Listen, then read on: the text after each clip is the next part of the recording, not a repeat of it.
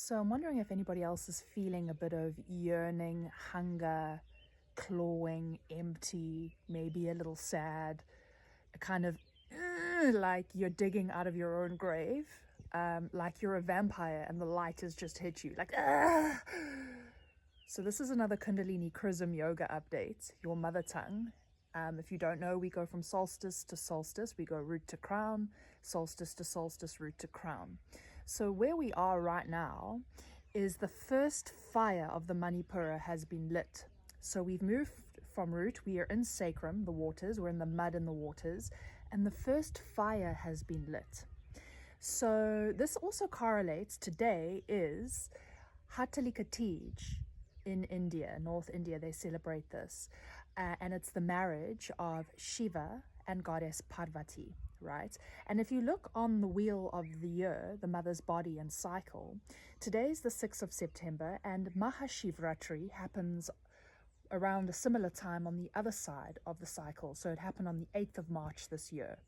It depends on where the new moon is, right? So it's the same line.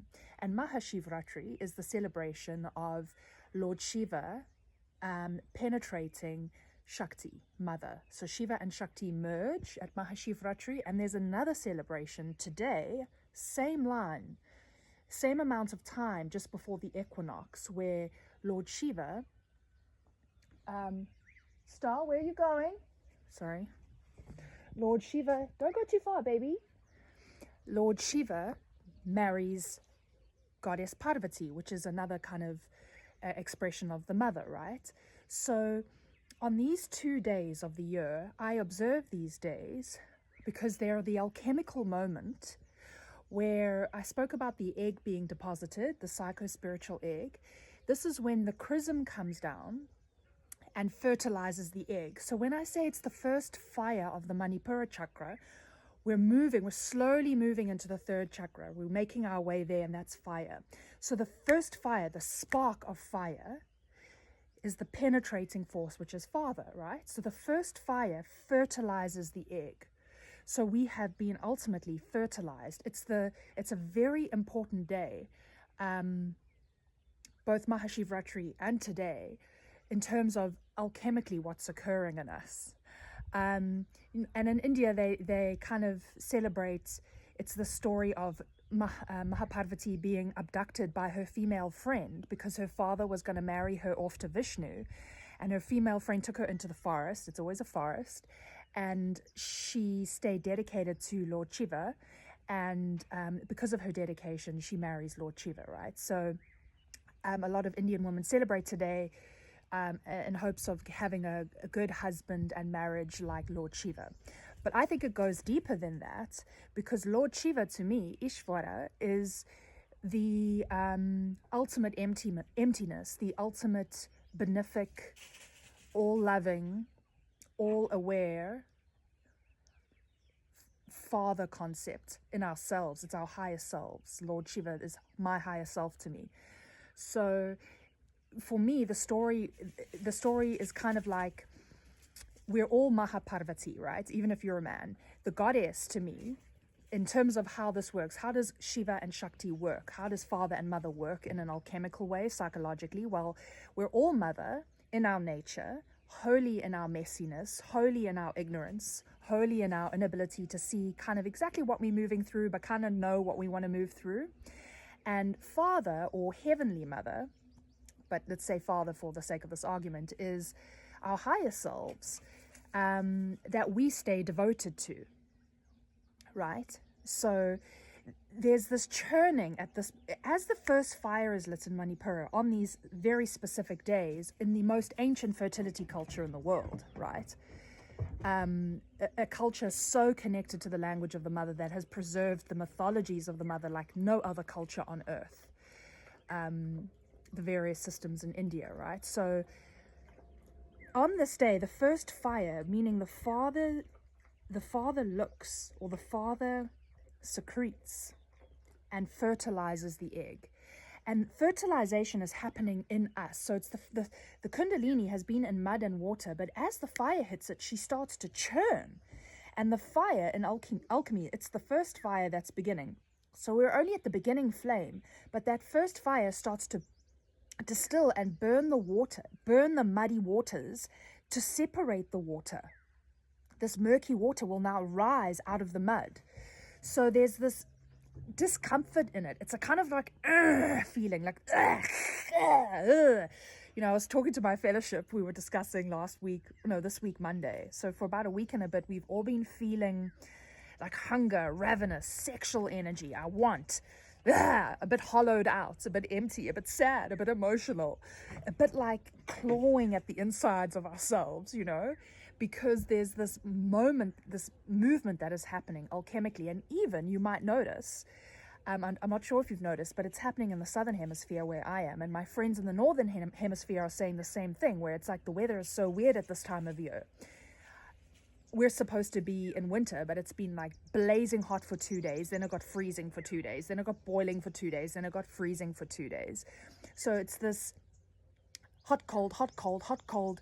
So we're shifting. It's like the fire starts and it starts to, hot and cold are these two opposites, yin and yang, that start to churn about, start to activate each other. They're magnetizing each other, electromagnetic, like boo, boo, boo, boo, boo, boo, boo, boo, boo, boo. And it starts to, so the spiral at the bottom of us, the mud and the waters that we've been in, root and sacrum, is now started to charge up with the first fire, and it's uncomfortable.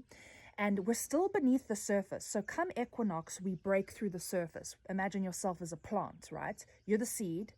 The psycho-spiritual egg or seed has been germinated by the fire, the first fire. Lord Shiva, the father, sky father, has essentially ejaculated spiritually or energetically into this egg that's fertilized. So now we're fertilized and we're like taking shape in here. We're taking shape, right? And it's uncomfortable because as the fire starts to separate the water from the mud, it's separating it's separating our higher path from our more ignorant, lower, dense path, you know. That feeling of hunger and wanting and, you know, when you're breaking through something and it's like, you know, and it's easy to, I don't know, it's just it's uncomfortable when this moment is happening, is what I'm saying. And I'm wondering if anybody else is feeling this. Yeah, and even today, it's fascinating that the custom in India is to mold statuettes of Lord Shiva and Goddess Parvati out of clay, molding out of clay. So it's funny because we do this as ceremony in my fellowship as well. On Mahashivratri, we mold the mother out of clay. It's an important time to work with clay because what we are working with is the mud and the waters in ourselves. We've been through root and sacrum. We're now moving into manipura, first fire. And the manipura, the first fire, brings form to the chaos of the waters. We've been in the cave.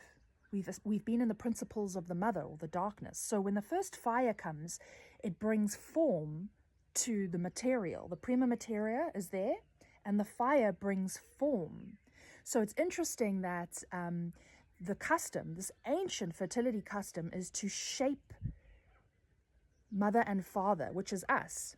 When mother and father are together, it's a symbol, Shiva Shakti, Shiva and Parvati, it's a symbol of the union of our own higher consciousness with the material mother body of ourselves.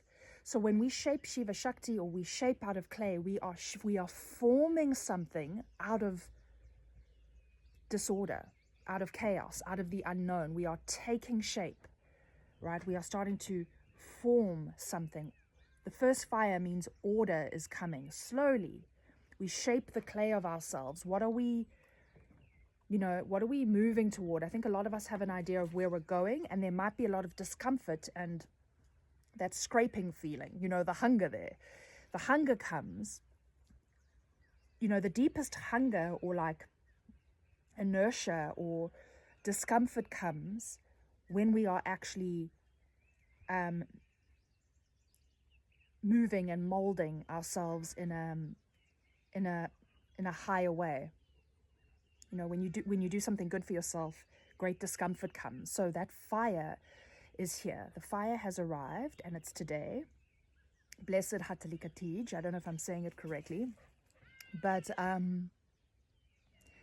yeah, just sit with it, I guess, be with it. Or just, you know, I've been eating a lot of food and ice cream and like quite lazy in my body, a little depressed when I've been waking up, and just a bit like, but I know it's going to pass because we're at this moment. So yeah, I'm interested to hear if anybody else is experiencing this. And yeah, sending love. Look at this one. Stasi. She's having a good time out here.